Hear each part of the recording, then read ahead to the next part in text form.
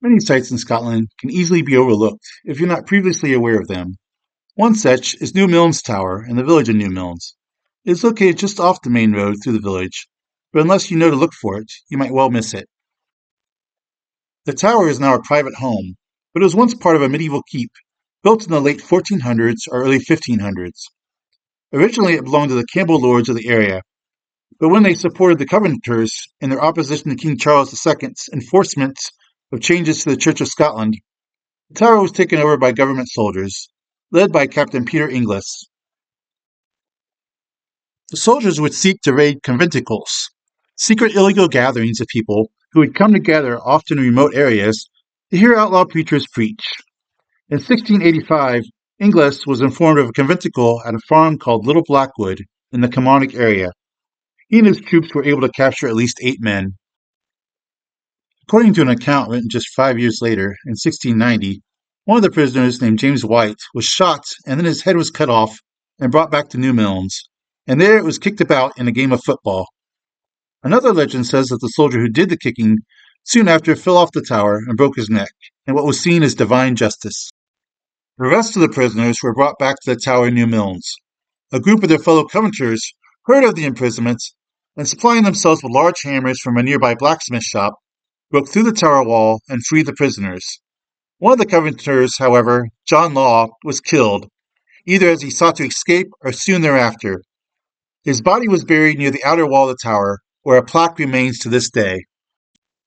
The inscription of the plaque reads, "Here lies John Law, who was shot at Newmilns at the relieving of 8 of Christ's prisoners, who were taken at a meeting for prayer at Little Blackwood in the parish of Kilmarnock in April 1685 by Captain Inglis and his party, for their adherence to the Word of God and Scotland's Covenanter work of Reformation."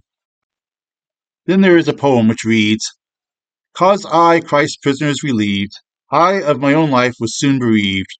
My cruel enemies with rage in that encounter did engage. The martyr's honor and his crown bestowed on me, O high renown, that I should not only believe, but for Christ's cause my life should give." Not far from the tower is Loudon Parish Church, which is still in use today, where there is another plaque to John Law, as well as various other monuments to local Covenanters, including a large memorial. Among those names listed on the large monument are 3 with the last name of Nesbitt: John Sr., John Jr., and James. The Nesbitt family had a long history of strong Protestant beliefs. The great-grandfather of John Nesbitt Sr. was a local farmer named Murdoch Nesbitt. Murdoch had become a Lollard, the name for a follower of John Wycliffe, often called the Morning Star of the Reformation. Wycliffe was an advocate for translating the Bible into native languages and translated into English the Latin Bible. One of Wycliffe's assistants, John Purvey, then published an updated and revised version of this English Bible. Murdoch was able to obtain a copy of Purvey's work and set about translating the New Testament into Scots, the common local language. He worked for some 20 years in secret, as it was illegal to possess a layman's copy of the Bible.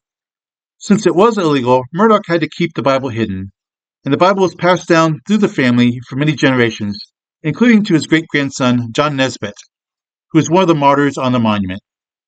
Finally, the Bible was published around 1900. The original manuscript that Murdoch wrote was later donated to the British Museum, where it remains on display today.